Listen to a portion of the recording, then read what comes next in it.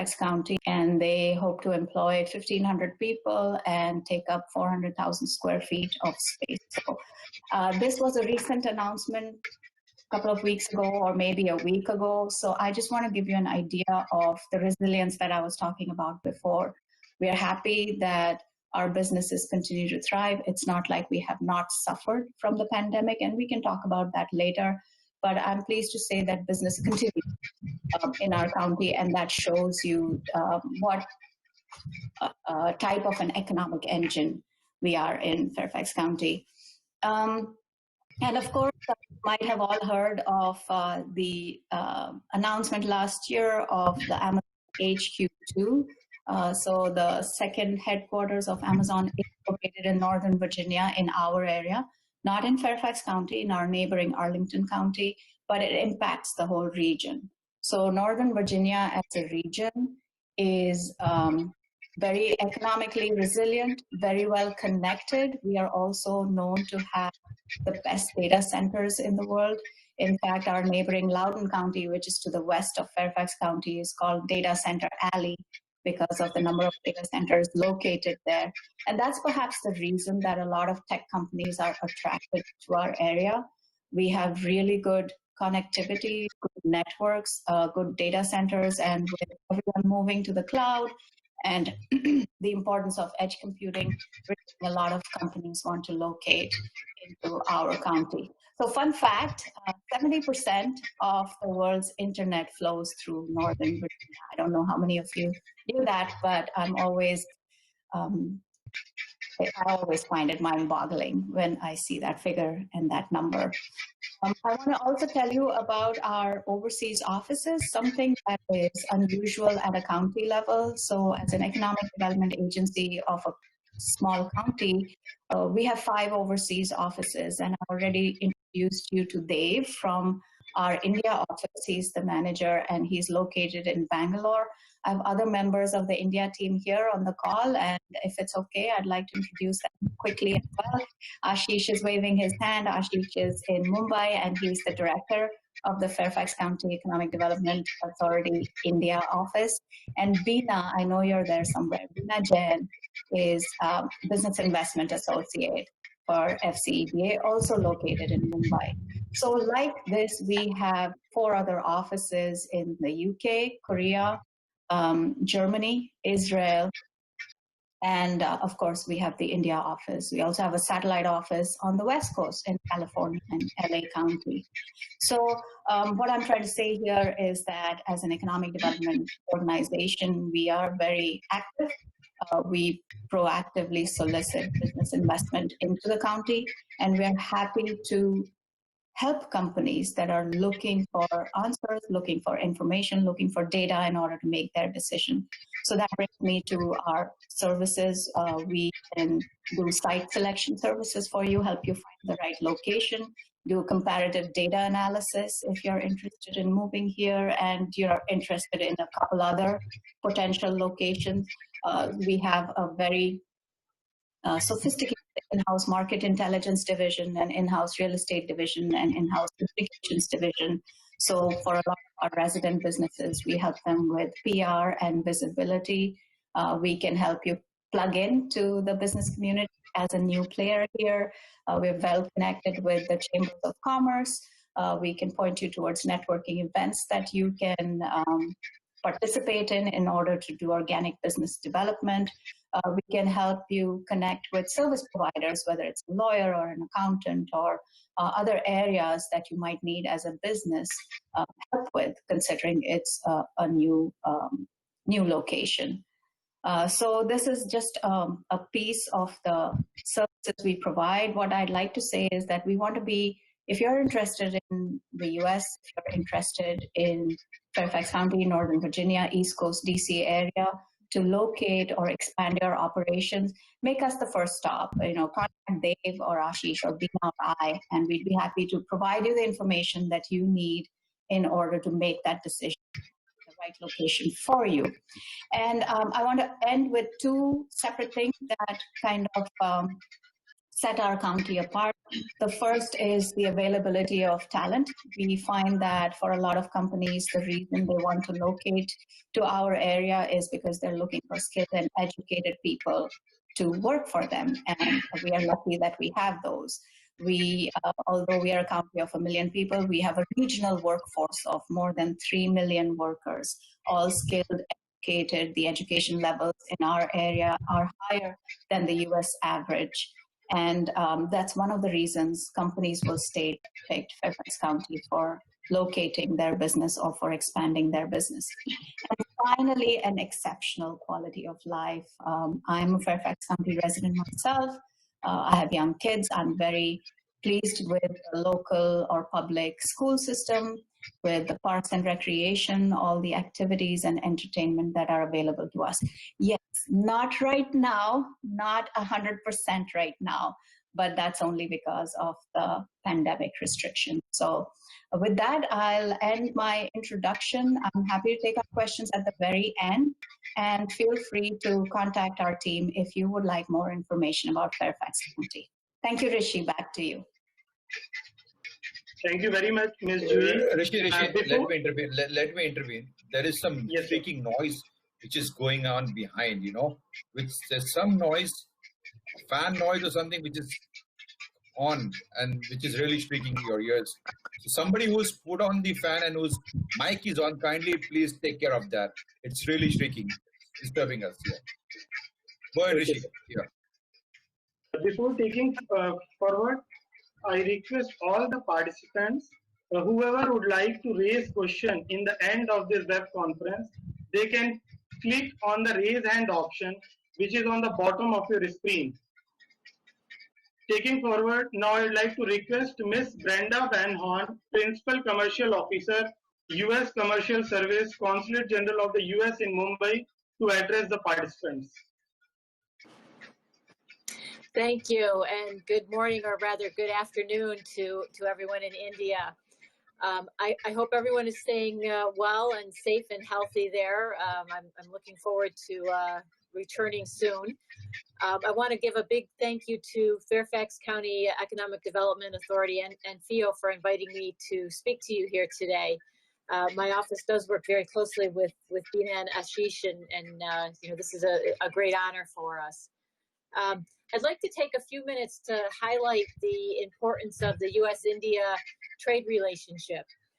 From consumer brands to the manufacturing sector, Made in the USA is well known to represent high value and high quality. Everybody loves a bargain, but India and American consumers are becoming more discerning and demanding on price, quality, and choice. They know that the old adage is true: you get what you pay for. And the U.S. government supports the Make in India initiative because we see it as being mutually beneficial to India and U.S. economies. There's hundreds of U.S. companies such as GE, Johnson & Johnson, and P&G that are proud to be part of that Make in India success story. But Made in USA and Make in India are really great slogans, but you'll notice that they don't say only Make in the USA or India. American imports are a crucial ingredient to the Make in India strategy. Many of the component parts and raw materials that are used by Indian manufacturers are not processed or manufactured in India, and they must be imported to facilitate manufacturing here. I'm sure you all know this. The global economy isn't a zero-sum game. The imports that flow into India flow back out again, transformed into other products as exports. Screws and springs become motors, chemicals become hand sanitizers, and it flows in the other direction as well. We learned this during the recent crisis that psyllium, which is an ingredient in Metamucil and over-the-counter medication, is only grown and processed in India, in the entire world. It's only here in India. So this key Indian ingredient keeps a factory in the US running. Without it, they shut down. So you can see that trade and investment in each other's countries is crucial for the success of both those countries. We know that the relationship between private sector American and Indian companies is strong. and that there's great enthusiasm on both sides to continue fostering the success and prosperity these relationships bring.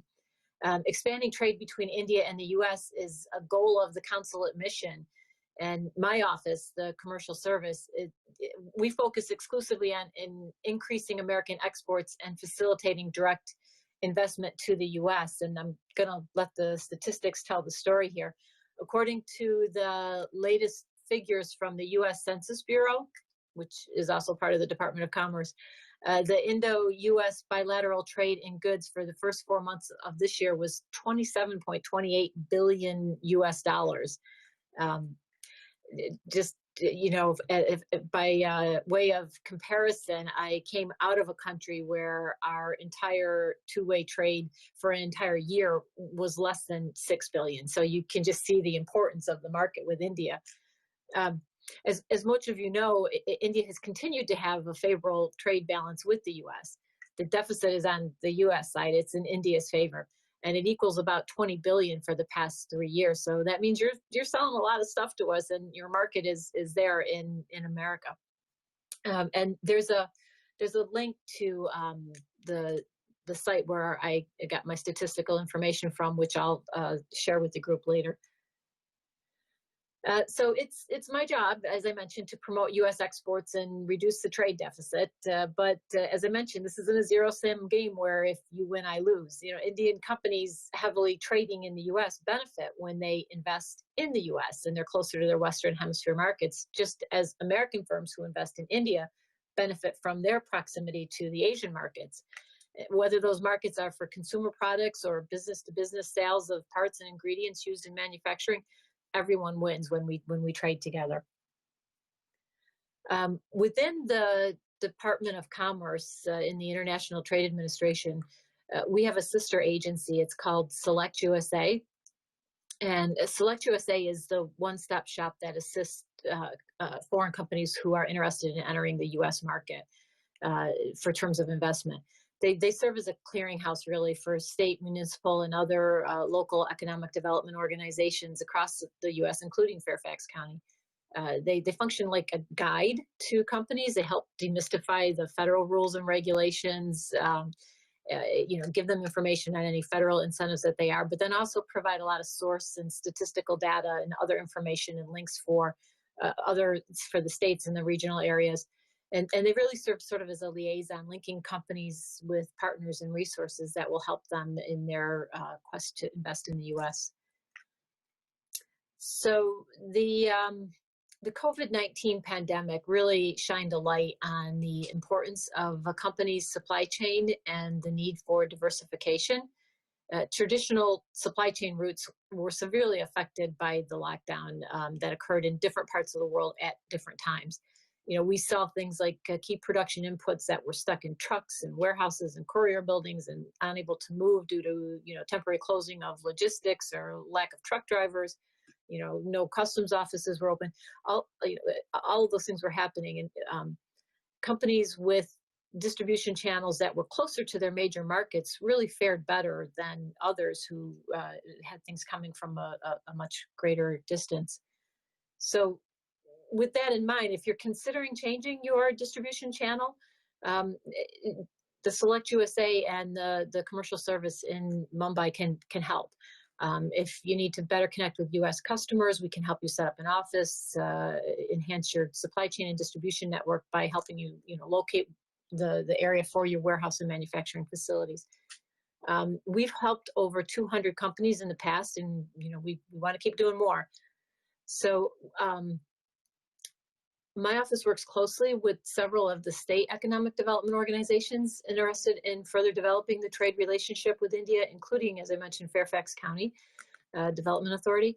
And, they're here to help you as well, learn more about investing in the U.S. And, it was already mentioned a lot of the good statistical information about Fairfax County, but I want to share with you as well that over the last decade, I have lived there on and off, anywhere from a few weeks to a few months when I'm back in the DC transitioning through for training or consultations or what have you. And it's a really fun place to live. There are a lot of recreational areas, outdoor parks, jogging trails, boating activities. There's restaurants, clubs, and my personal favorite, there's some of the best music venues in the world are in that area. The population is diverse, it's multicultural, it's highly educated, highly skilled, and there's also a lot of really great shopping. We have one of the most active US export assistance centers, that's our domestic counterparts, is there and working really hard to help American firms connect with companies around the world.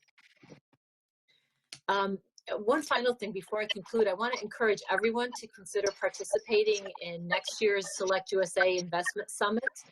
You know, like everywhere else, the 2020 event was postponed, but the agency itself is there and working year-round to help your company. And Shamli Menon is on the call, and if you need more information on next year's event, she'd be happy to share that with you. And so with that, I'll just turn it back over to you. Thank you for the opportunity to talk with you today. Thank you very much, Ms. Brenda Van Horn, for giving us good insights about India-US trade relations. Before taking forward, I once again request all the participants who would like to raise their with the panelists, please click on the raise hand icon, which is right there on the bottom of your screen, so that we will be able to accommodate participants in the end of the web conference. Now I'd like to request Mr. Krish Krishnan, CEO and founder Jasti, to address the participants. Thank everyone. Thanks, Rishi, and thanks in particular to Juhi for inviting me to share some of my perspectives in today's conversation. What I thought perhaps I could do is I could share with you some of our learning experiences as a sort of a ground-up startup, let you know a little bit about our journey, what we have done so far, what we are doing currently here in Northern Virginia and Fairfax County to be specific, and talk to you a little bit about the reasons why we are here. So as a company, Zasti, basically we were founded in the Indian Institute of Technology in Madras, IITM. Started up essentially as a high-tech focus on artificial intelligence. Spent a few years in Chennai, doing quite well. We had quite a good recognition. We decided to move to the UK for a few years, being based out of London. More recently, for a variety of reasons, we decided to move lock, stock, and barrel and set up our headquarters here in the Northern Virginia area in the US. And as a company, what we are focused on setting up here in the US is really two things. First, we are to set up a medtech device manufacturing facility here in this region to essentially make made in USA products for the US markets, for other global markets. Second, we are really looking to certain types of innovations to this industry, to the medtech industry, by creating ground-up artificial intelligence applications, getting them devices to make them more smart medical devices rather than just measurement devices in summary. So we are fortunate in that we have fantastic reception so far from the local community here in Northern Virginia, but we are even more fortunate in that our entire business plan is really predicated on Indian partners. So we are not medical device manufacturers by our own right, but what we're very fortunate is to find strategic partnerships, innovators in the Indian ecosystem. Felt that through various discussions that us joining hands and working together actually bring mutual value to both our partners and to us while we seek to these are the US markets.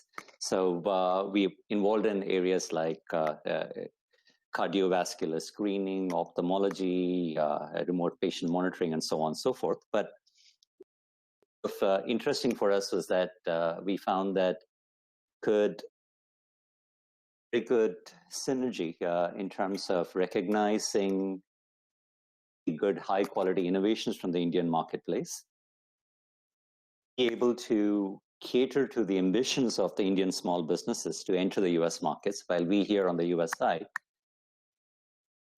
help them with bringing some of the state-of-the-art intelligence through our software. At the same time, some of our networks within this US community to have a good, solid win-win type of situation. So I think critical for us, again, as a small business, at this sort of relationship and this sort of venture here in Northern Virginia was really, there were 4 fundamental for us as a small business to look at locating here and really looking at gearing up both our manufacturing, our data science from a global perspective out of this area. First and foremost was trying to find the right locations. And for all the reasons that Juhi has mentioned, it seems to be an obvious choice for us.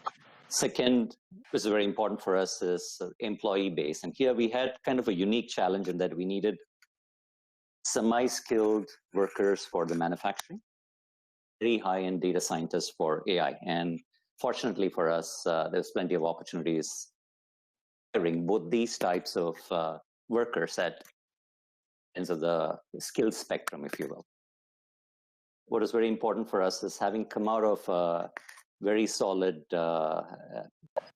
research institution like IIT Madras, it's very important for us to continue collaboration with other research and development type institutions and universities in the area. And again, there, without taking a lot of time, we are sort of spoiled for choice in this area. So we have fantastic academic institutions. There are very good large research institutions.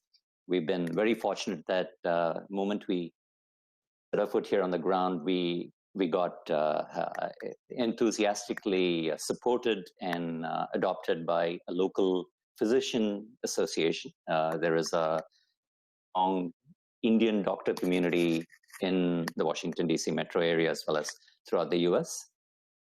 Supportive of our goals to enter into healthcare-related markets, and we've had fantastic support from them as well when we came in. So that was part of our decision-making. And lastly, but perhaps most importantly for a small business like ours, is ability to secure financing to basically help us go out in some of these markets. So for all of these reasons, we decided it would make sense, the COVID-19 situation notwithstanding, to make a move and essentially go through sort of the growing pains of being situated in a new area. We really felt that this is the time for us to do it. We do see, from a market perspective, we hear reach various channel partners and are in discussions with large existing as well as new customers, that there is a lot more comfort that they take in the fact that we are going to be in the US and going to be manufacturing in the US.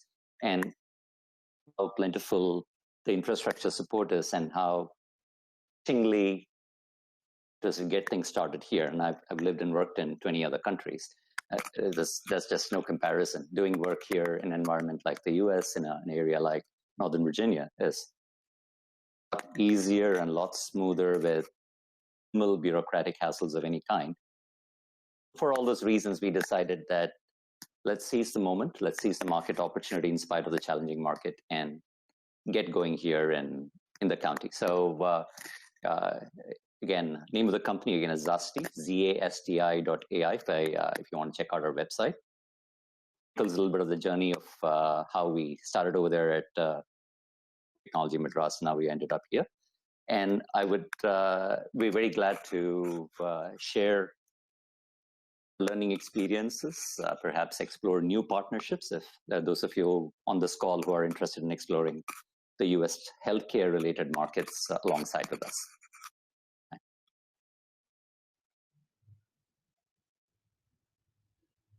Thank you very much, sir. And now I request Dr. Madhu Talla, Vice President, Commercial, Ajanta Pharma Limited, to address the participants. Hi, good evening to everyone. This is Dr. Madhu Talla.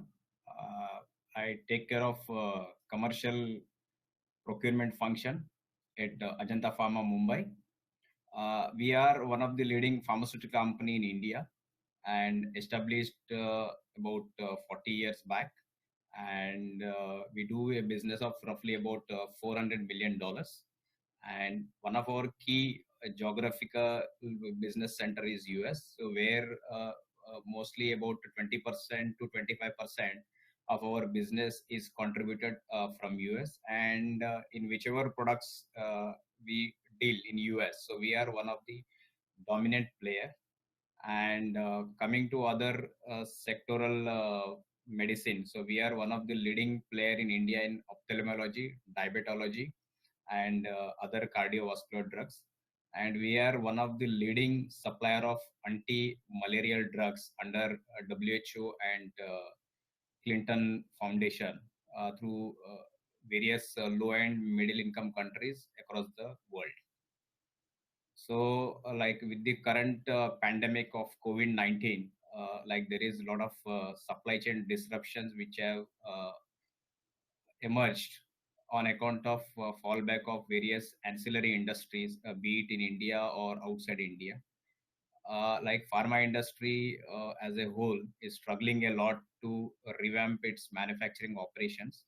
And because of the supply disruption in the entire ancillary supplier base, which are clustered in and around across various states of India, the production operations at major pharmaceutical manufacturing hubs have gone down as low as 10% in the early April, and whereby the industry leaders, the bureaucrats, government authorities, including the PM office and cabinet secretaries, Ministry of Health, Department of Pharmaceutical, all have come together. They have relentlessly worked day and night in putting up back the operations into the system.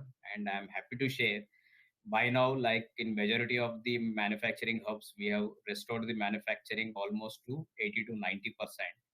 And in some of the key areas of Andhra Pradesh, Telangana, Sikkim, Goa, the manufacturing operations have almost resumed to 100%. So with this objective in mind, like none of the patients across the world should be denied access to low cost medicines. That was the key objective of the entire pharma industry. So everyone in the industry has worked relentlessly and tirelessly to ensure that medical needs of patients across the world is not compromised. So with this note, I would like to thank you, FIEO, Conti, and FIEO, and especially Rishikant for inviting me and providing me an opportunity to be part of this wonderful evening session. Thank you. Sir, for giving us good insights on pharmaceutical industry. Now I'd like to request Ashish sir to take ahead the session.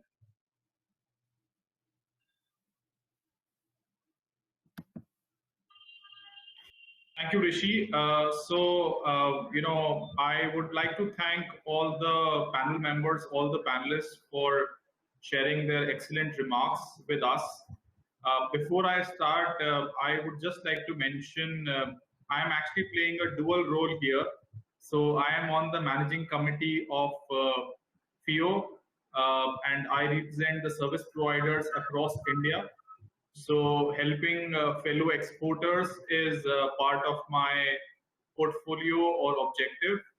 I am also the director of Fairfax County Economic Development Authority, FCEDA, based in India, in Mumbai, and helping Indian companies to set up and grow their business in Fairfax County is part of my portfolio.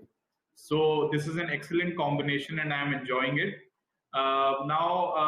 What I'm going to do is we have received some questions from the participants who had registered for the webinar, for the web conference today. I'm going to address those questions to the respective panel members. Then, time allowing, Rishi would also be taking a couple of questions from the participants live on this web conference. So, Krish, my first question is for you. And I think this is a very, very important question in the current pandemic scenario, that a lot of companies have been deeply impacted by COVID-19. In fact, some companies, especially small and mid-sized enterprises, startups and even some large companies are almost on the verge of shutting shops or going for bankruptcy. What in your opinion could have been done better under the novel circumstances that could have prevented or avoided such things to happen? Some companies in the startup space, for example, are also doing what is called as pivoting the business model. Do you have any best practices to share over your years of journey of many countries and setting up this business, which you would like to share with all the participants on the web conference? Yeah, thanks, Ashish. I'd be happy to share a couple of thoughts. I think, first and foremost, every small business, including ours, received a nasty surprise when this whole crisis hit. So essentially, what we had to do, the first and most important thing we had to do is sort of throw away our ego, and along with it, all the reams of papers of business plans and PowerPoints and financial models. We had to be ready to innovate again. Side, as a serial entrepreneur, to me, it was also, that's the quintessence of being an entrepreneur. You look at market changes, you look at chaos, you look at new opportunities being created. So we set out to do that. And for us, thankfully, we were not alone. Like I mentioned, we moved here on the 1st of April, not this time considered such a dramatic move. But in spite of that, we have actually exceeded our expectations in terms of market traction. And I think a lot of it is thanks to a collaborative have working. As I mentioned, our entire business model has been predicated on a series of strategic partnerships. Our technology partners are very, very strong innovators, fantastic track record out of India. We have practitioners in the community who have opened their arms and welcomed us while we came here. And we come from a very strong academic background with a certain pedigree in terms of our underlying technology components. I think all of that has been helpful. I think the times notwithstanding, there are clearly slivers of opportunity within the broad marketplace. Just give you a couple of quick examples. Since we are the healthcare area, one of the things that we noticed in a very obvious manner was of telemedicine affecting not just healthcare delivery, but pharma, clinical trials, and all of that. So we looked at an opportunity like that. We tried to reinvent themselves. We've done relatively well so far, but clearly it's a long journey and we need to keep our eyes open. Thank you, Krish. My second question is actually connected to what you had mentioned on the local workforce part. So you mentioned that your local workforce in Fairfax County is a combination of two different diverse skill sets. One, the semi-skilled people, which would do the manufacturing part or would be involved more on the manufacturing side. Second would be highly skilled people on the AI data analytics side. So my question is, in terms of expanding into a new geography like the US, what was the major advantage of having to recruit people from these two different diverse backgrounds? And second, because you also have existing operations in India and some other countries, how do you decide which role would you like to place in which geography? Very good question. I think, to be fair, our hiring needs really are falling into more our operational basket, if you will, of employees. I think the real answer to your question is how do we raise on market opportunity to get into the market in such a challenging time? That really has to do more with our external ecosystem rather than necessarily our resources. So we've been very fortunate in that we've been blessed with a fantastic board of directors who are leaders from the community. We have put together quickly from the local area a very strong advisory board, very experienced executives, leaders from the government who shaded our vision. They have fantastic respect for Indian innovations. So we are actually a living example of what's known as reverse innovation. Innovate in India, bring it to the US market. So we were able to put together an ecosystem around us. And I think that ecosystem is really the make or break for us. It's not so much who we hire internally. What we hire internally are going to be very important, making sure we roll out the right quality product. Answer your core question. How do we ensure we are creating market opportunities and bringing our solution to that market? It's really the external ecosystem. And that's where we've been very pleasantly surprised at not just how welcoming the community has been, efficient, supporting us in spite of lack of face-to-face meetings and the other obvious travel constraints. Thank you so much, Krish. Dr. Madhu, my next question would be for you. As you mentioned pharmaceutical industry and especially Ajanta Pharma. It is an organization or an industry which works with multiple suppliers and customers across geographies, which makes this whole supply chain very, very complex on both sides, on the procurement side as well as on the supply side, on the demand side. And with complex supply chain comes the higher business risk of running an organization which is as huge as the leader in the market like Ajanta Pharma. In your opinion, from your experience of the global pandemic, what should the organizations do in the planning process to make sure that these challenges are well understood and they are mitigated on time, which also leads them to take care of the opportunities which arise because of such a pandemic or such a global episode? Yeah. So as you know, like over the past 20 years, we have been seeing amazing expansions in the global supply chain market. On the supply side, whether it's a US which is coming to India for outsourcing or Europe which is going to Africa, companies are always scouting for low cost opportunities across the world. So while doing this, risk is a significant fact of life when moving to a global supply chain. Today, if you look at, customer always needs a product which is cheaper and faster.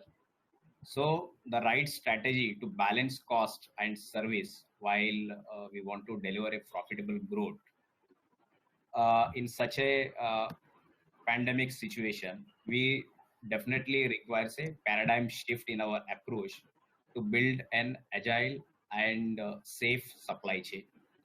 When I say agile and safe, I mean we need to be more strategic in our approach rather than tactical. So like during the pandemic, this COVID disruption, many of the suppliers or what we call the ancillary industries, where like they face the shutdowns or their operations were locked down because of various reasons. One could be the non-availability of manpower, there could be some cash flow issue, there would be raw material disruptions, supply issues, transportation is not availability. So all these put together, the entire ancillary industries were on the verge of collapse. So at that time, like companies across India, so they teamed up along with the government organizations, and then there is a continuous and regular interaction to how to bring these operations of ancillary industries back into the system. So in this particular process, so like the pandemic was an unforecasted event where like people in the industry were unable to predict and forecast, and there were no mitigation plans which could be available. So like as you know, the pharma industry has a very high reliance on China, almost to the tune of about 80% for its raw material sourcing. So even the China is also impacted. So as a result, the entire raw material as well as packaging material supplies to the pharma operations were disrupted. So from a short-term perspective, the idea was to manage risk, and from a mid to long-term perspective, the idea is to how we can make self-reliant supplier basis. So which one of the action taken by the Ministry of Health and Department of Pharmaceutical to set up like an indigenous API and its raw material manufacturing basis in India, for which there is a lot of action which has been on ground. Like India as a country, we are highly competitive and a dominant player in synthetic chemistry. But when it comes to like biologics or fermentation, there our prices, although from a chemistry and manufacturing infrastructure perspective, we are very hands-on expertise on those process and products, but there is a lot of intervention which is required for government, and this is for the first time in the history, like the industry and the government, so they have joined hand together to get out of the situation.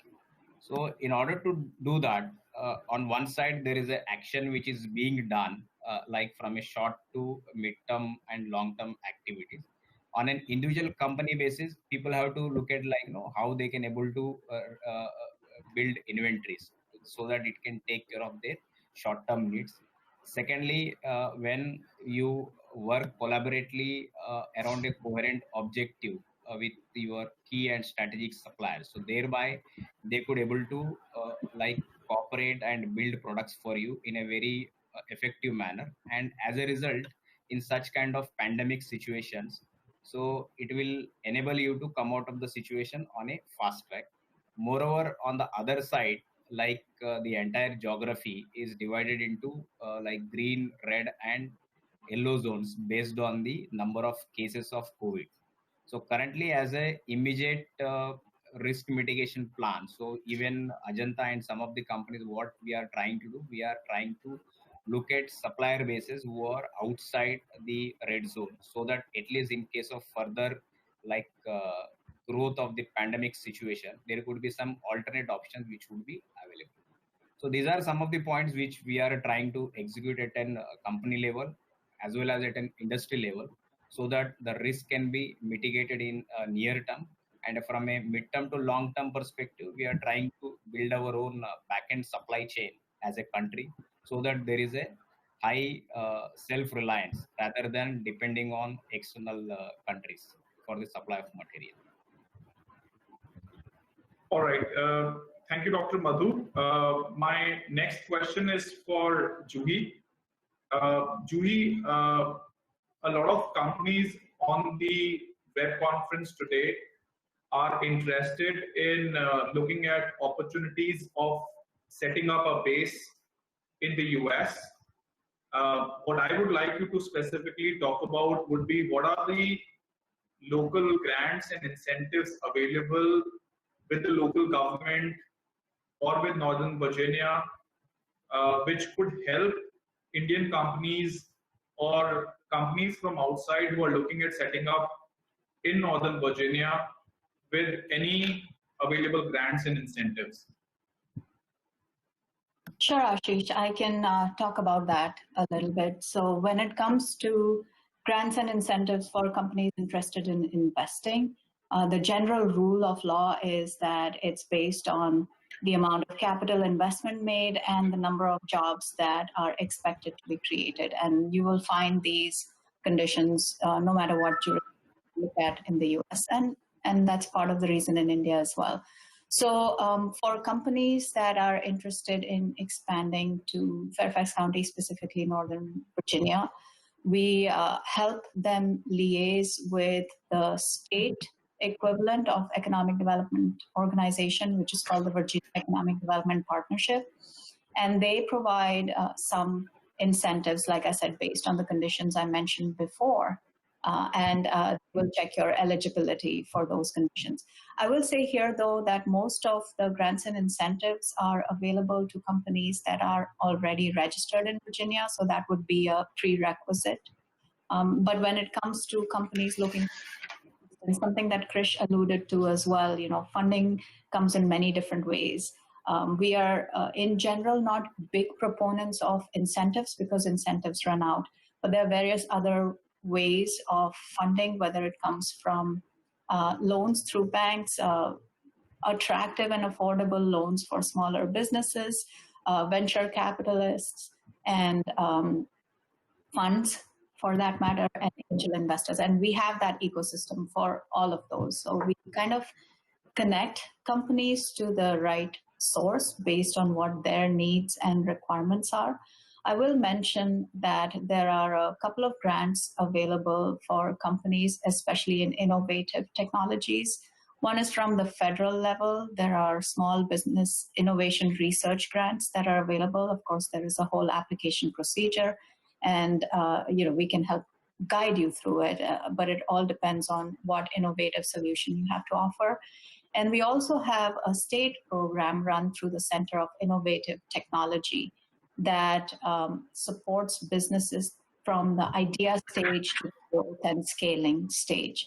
So if you don't have a product, but you have a really good idea that you want to promote to the general population, there are CIT, Center for Innovative Technology, gap funds to help you bridge that gap. And then moving forward, there are a number of accelerators and incubators that will help you mentor to your growth, through your growth and scaling process. So again, Dave and I are happy to provide additional information specifically to people who are interested. So just get in touch with us. Thank you, Juhi. My final question is for Brenda. Brenda, at a federal level, and Juhi briefly mentioned that, what are the initiatives taken by the government to revive the economy, because businesses have been hit the most by the pandemic? Well, unfortunately, this is a little bit outside of my area, and I'm not authorized or have the full information to give you a qualified answer on that. But I will kind of come back to the points that were previously made in the number of grant programs and other federal programs that are out there. I can tell you that we are taking a look at a number of different ways that we can assist, particularly small to medium businesses. I know that the Small Business Administration has been ramping up their staffing levels, that the DFC, which is the financial, it's a new financial corporation agency within the government, is looking at different ways that we can assist, including helping companies that are interested in reshoring in the U.S. by providing grants and so on. So I would say that a lot of the things that will help companies are going to be very specific to the company. So the best thing to do, the best way I can answer this question is get in touch with us, and we will look at kind of customized solutions on how we can assist. Ashish, if I may, I wanted to just quickly touch upon the support services that were provided by both federal and local governments to existing businesses. So what I was talking about earlier was for new businesses that are interested in expanding here.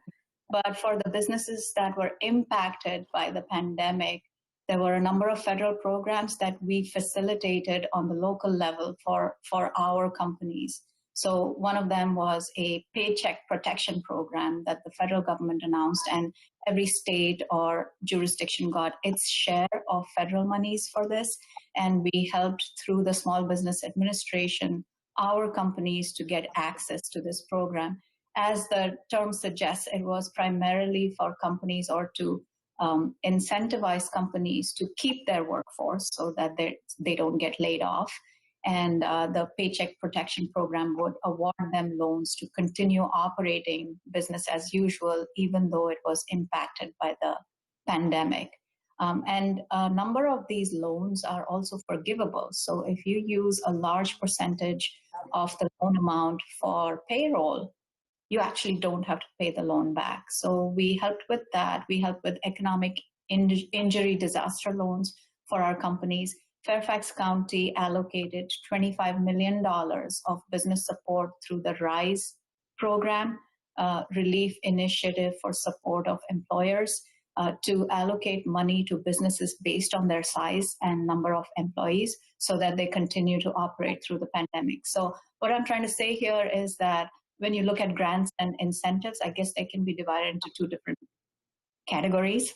There are different programs for new businesses and full other incentive programs for existing businesses based on the situation. And everyone has had to be very creative at this time and do activities that they don't do in a normal way in order to respond to the disruptive situation. So I hope that helps answer a little bit. What we also did at a county and state level was, because there was an immediate need for personal protective equipment, PPEs, a number of our manufacturing concerns in the state retooled their operations to start producing PPEs.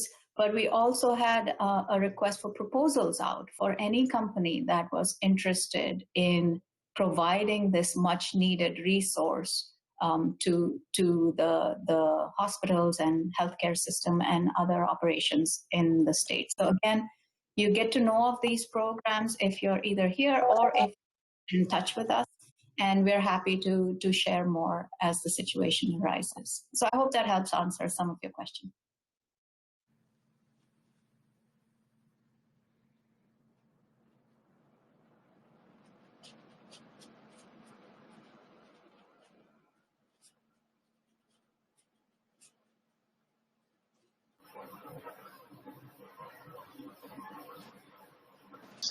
Thank you very much, Ms. Juhi.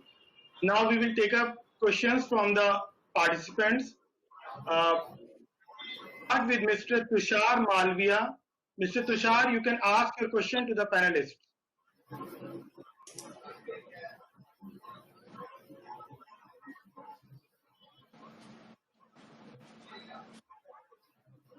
Tushar Malviya.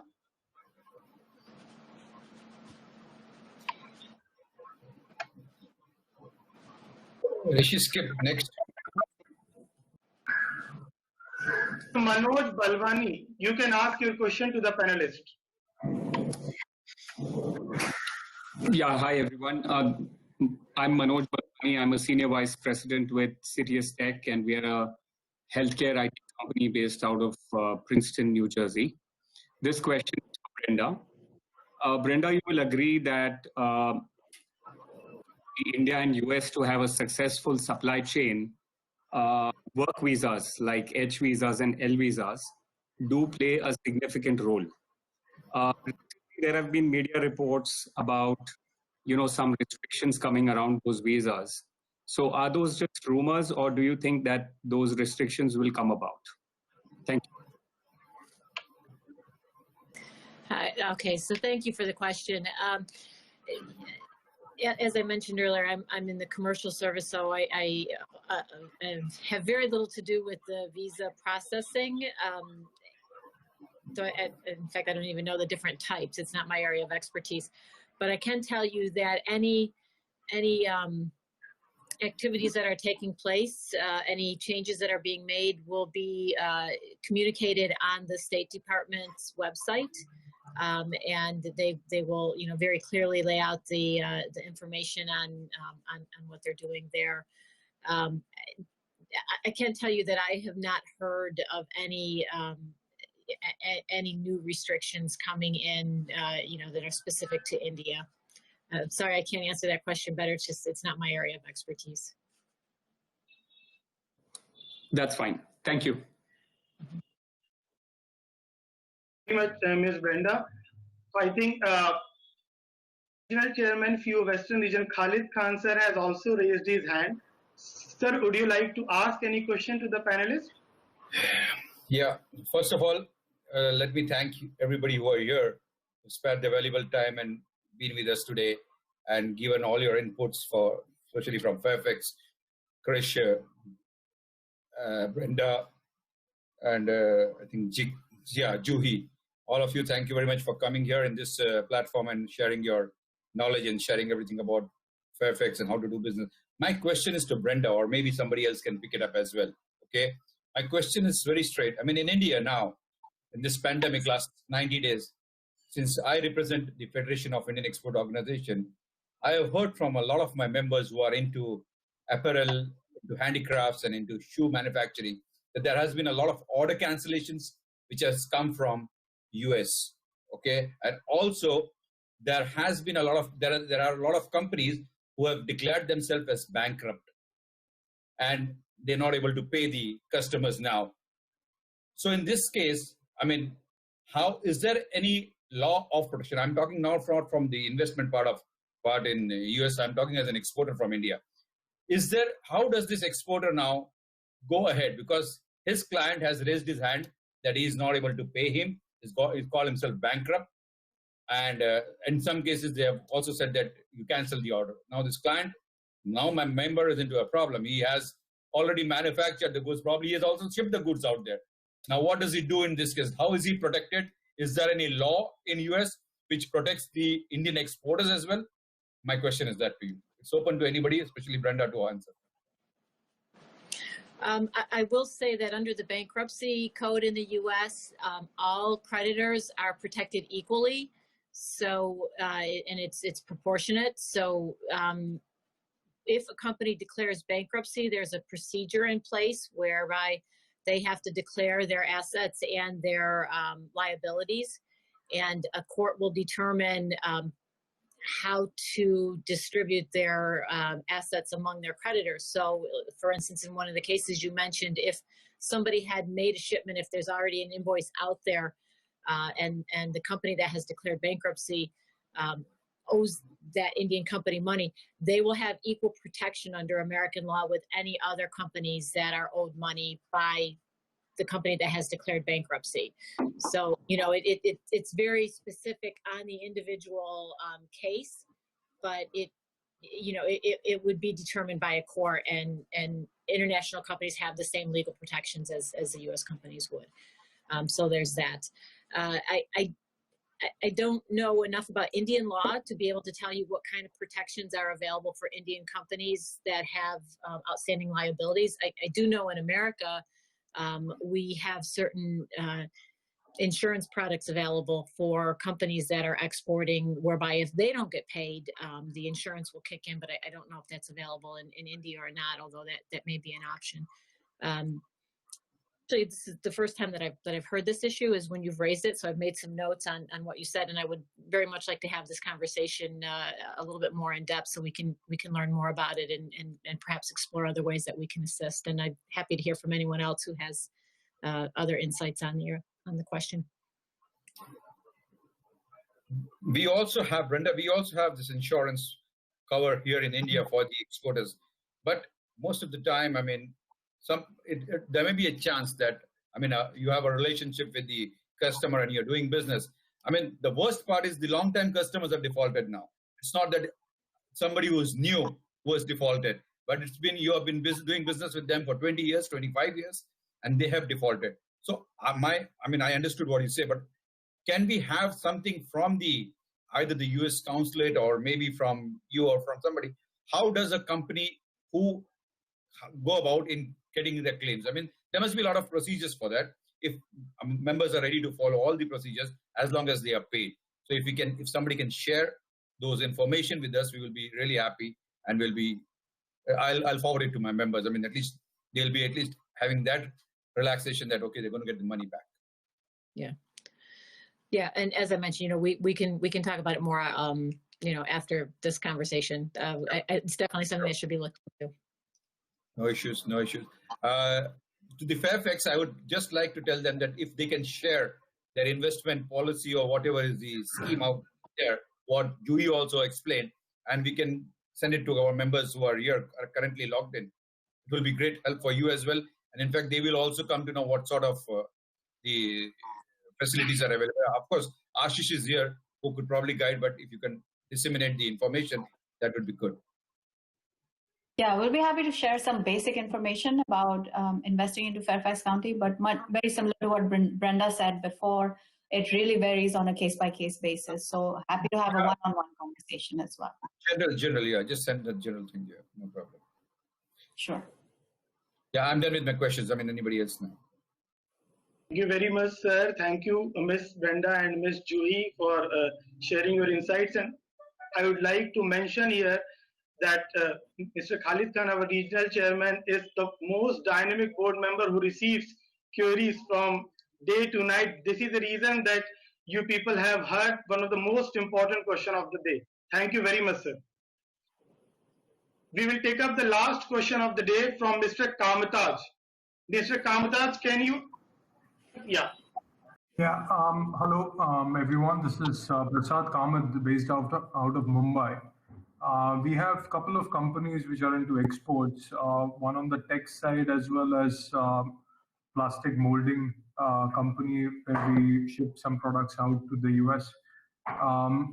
So this question is, I think it is for Jui.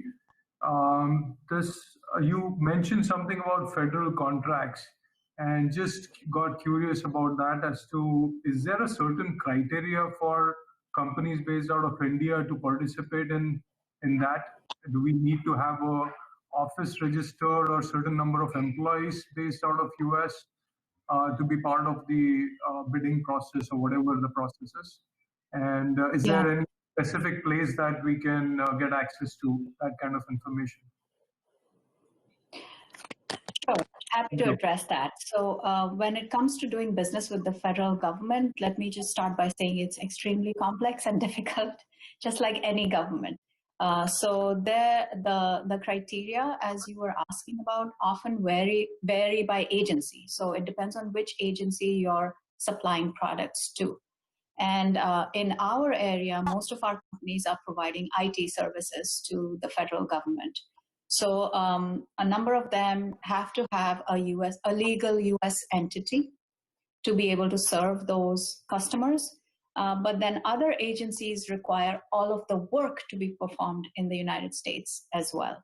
Most of these agencies are in the Department of Defense, and that's for security reasons. So, you know, if you're using servers, they have to be from within. That said, there are a number of resources available for anyone who's just interested in getting more information. So the federal government has websites, procurement websites, that they share with the general public, where you can get information on specific requests for proposals or RFPs or RFIs, requests for information. And they're listed there. There are also databases that you can subscribe to that will send you an email alert every time there is a new procurement by the federal government.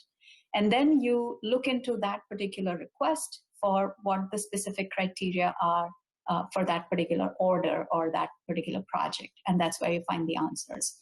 So Dave or I can send you, if you share your information, a couple of these websites which are, it's easy to get inundated by them, but it's a good overview of how the federal government goes about its procurement process. Okay, thank you. Sure. Very much, Ms. Juhi. Now we are done with all the questions. I would like to request Mr. Ashish Mehta, our moderator and convener of Committee on Services and Managing Committee member of FIEO, as he has rightly said in the beginning that he is playing multiple roles, to extend his vote of thanks.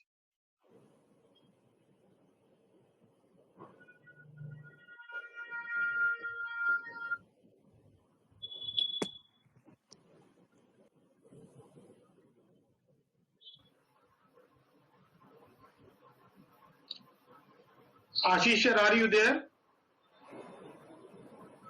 Yeah, I can see him there. Ashish, unmute. I think Rishi might have to do it. Every time someone logs off and on, they get muted automatically. Okay. I think I am audible now. So, yes. A big thanks to all the panelists for joining this web conference today and sharing their insights and answering our questions. Juhi and Brenda, thank you so much for joining from the US and addressing the questions. Dr. Madhu and Krish, thank you so much for sharing your insights, your experience of running successful businesses. Khalid sir, it is always a pleasure to have you. You bring, as Rishi rightly said, a different energy altogether, right from the start. And I think you had mentioned that you'll only stay for some time. but staying with us through and through. Thank you so much, Rishi, my two colleagues, Beena and Dave. Thank you so much for coordinating this. And thanks to all the participants for being with us today. We will follow it up with short presentation, which Juhi had mentioned, and also some more information on specific questions. And thank you once again. Have a good evening to everyone in India, and have a good day to everyone in the US. Thank you so much. Thank you, Ashish. Thank you, everybody. Thank you, everybody. Thank you. Please take care and keep well. Yeah, and stay safe. Thank you. Bye-bye. Bye-bye. Bye.